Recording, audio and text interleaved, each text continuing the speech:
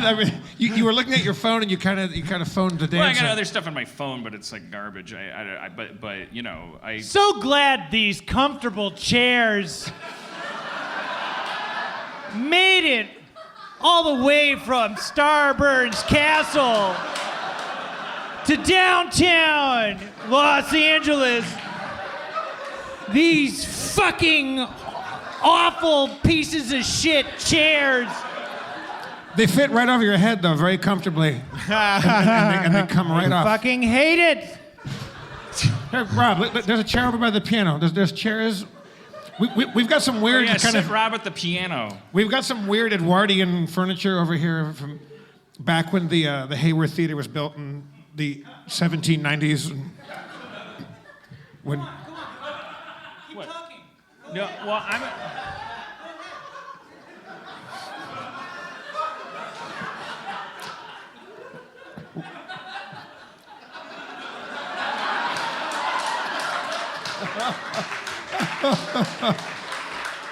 Wait, we got.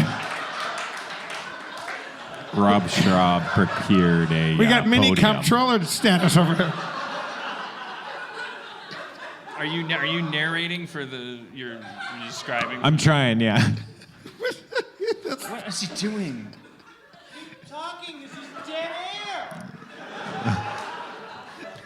Well, the president's wife is missing.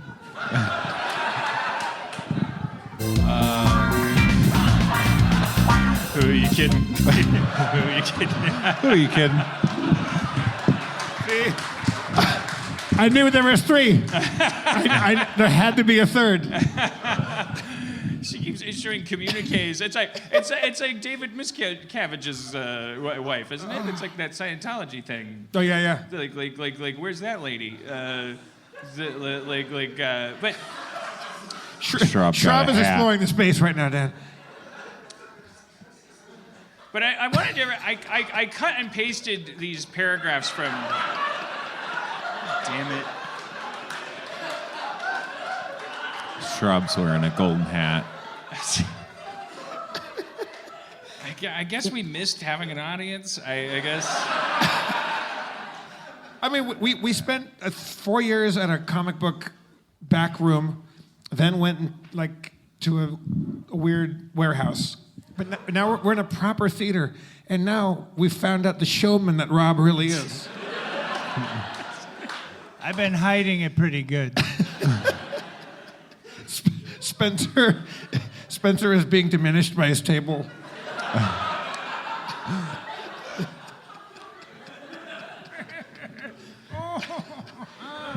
Hey, Rob, Dan, Rob and I came up with a segment before the show. See that cabinet back there? That's called Rob's Cabinet of Horrors.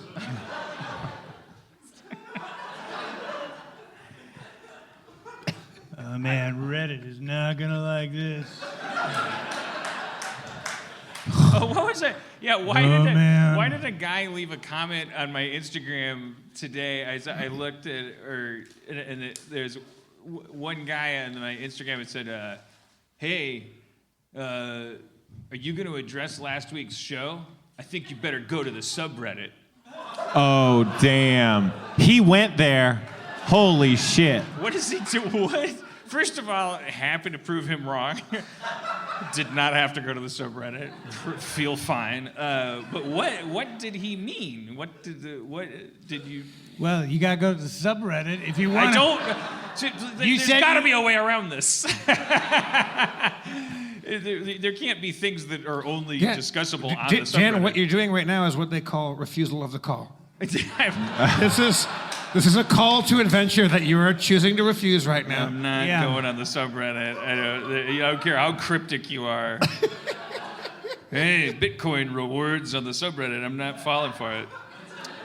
Anyways, I don't know. This isn't worth. It's not worth it. There's a segment called "It's Not Worth It." It's not worth it. Just suck my paste it into my phone. It's not worth it at all. It's just a waste of time. Cover your ears if you like entertainment. I I saw this paragraph. I'm subscribed for some reason to this CNN newsletter, and Brian Stelter,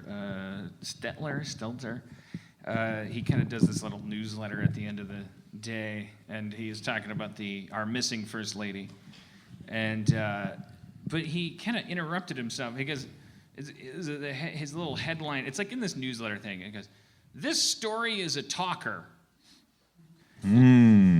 Let me fend off some of the criticism I've already seen on social media. Wait, Let me stop you there. What are you doing? What do you see? Is talker a word that I don't know what that means? It's in quotes. I think he's gonna define talker. Or is he going to say people are talking about it? Or he's saying this is when I talk and you don't get to. This story is a talker. Let me fend off some. It's like, hey, I'm CNN. You should be paying attention to me because I am the news. Anyways, First Lady's missing. Hey, all right, before I continue with this, let me just explain. This isn't the kind of news you get to complain about. This is a talker. A talker. Let me fend off some of the criticism I've already seen on social media. No, this is probably not the most important story involving the Trumps right now, but it's a talker. In a way that policy debates and ethics scandals and abuse of power allegations are typically not. People are genuinely curious about this and concerned about her. What are you, CNN? What are you doing? Wait, that's more news. That paragraph, CNN losing its mind is more newsworthy than. Does anybody here in the audience know that term, a talker, and what that actually means?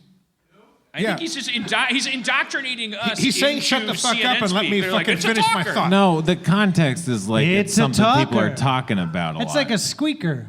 Yeah. But he said the other things weren't talkers, and those are things that people are also talking about more than his. Yeah, that was a stupid thing to have said, and he said it. Right. But then there's a second paragraph where it goes, at the same time, as I said on Sunday's Reliable Sources, I think there's a risk of some liberals falling into a conspiracy theory trap here by assuming the worst about what's going on. We need less speculating, more reporting. Right, like less headlines saying that the First Lady's missing, maybe? Well, what the fuck? Like, what kind this of is no time whiplash, abusive relationship is this? This is no time for glib. Like, why don't you just give me a script about how dumb I am, and I'll read I'm dumb. Like, sorry, CNN. Like, what am I feel like I owe this news an apology now. Why don't you just do what you think is news, and I'll watch you or not? Is this story about how we're paying attention to Melania missing wrong? Yeah, it's not. Yes. We're not doing it the perfect way. Right. But also don't jump down my throat for bringing it to you, because this fucker's a talker. Because he is doing it the perfect way. And you need to just listen. It's a talker. You need to take this shit to your water cooler, but when you do, don't flip the fuck out, you libtards. Don't start going all crazy and wearing tinfoil hats about it. We're just gonna talk about it. It's a talker. It's a talker. I'm overwhelmed. I'm exhausted with there's so much conversation. Because it comes off to me more as a think piece. This isn't a thinker. It's not a thinker. Not a thinker. This is definitely a talker. That's what it is. A talker. You don't got to think about it. You just got to talk and talk and talk and talk. This one's a talker. I feel like in this time of more information per second being more overwhelming and stuff, I feel like there's an increasing amount of bandwidth being spent on us talking to each other about how we should be perceiving things. Right. Which is even extra insane because it's like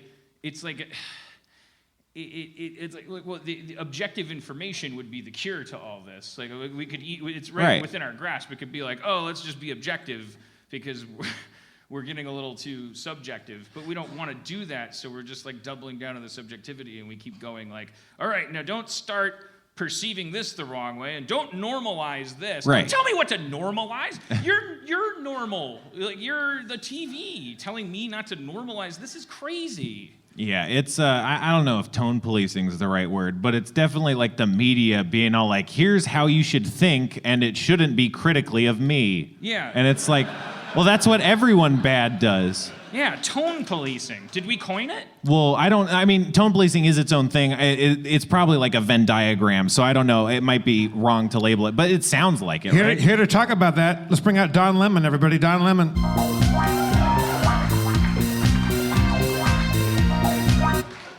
I thought you had talked to Brandon about doing an impression. Oh, just now. Dan. What? Racist. Oh. Busted, finally. Taking us 30 years, we fucking finally did it. If I said let's bring out Anderson Cooper, you would have said, "Oh, I thought Brandon and you had worked up a bit." All right, you got me. Okay. You got me. You got me.